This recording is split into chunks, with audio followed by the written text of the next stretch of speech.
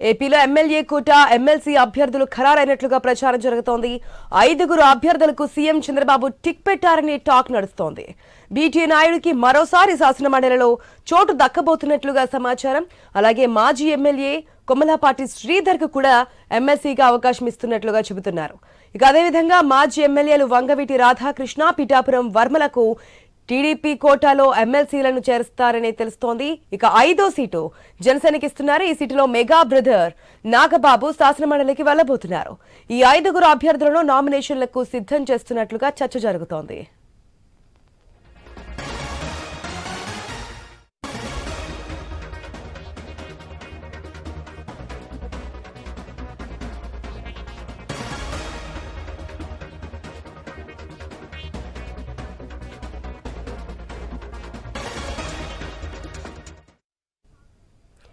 ఏపీలో ఎమ్మెల్యే కోట ఎమ్మెల్సీ అభ్యర్థులు ఖరారైనట్లుగా ప్రచారం జరుగుతోంది. 5గురు అభ్యర్థులకు సీఎం చంద్రబాబు టిక్ పెట్టారని టాక్ నడుస్తోంది.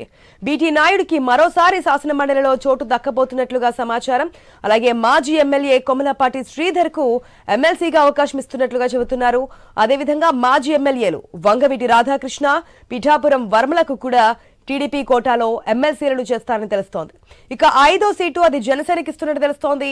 ఈ సీటులో మెగా బ్రదర్ నాగబాబు శాసనమండలికి వెళ్లబోతున్నారు. ఈ 5గురు అభ్యర్థులను నామినేషన్లకు సిద్ధం చేస్తున్నట్లు చర్చ జరుగుతోంది.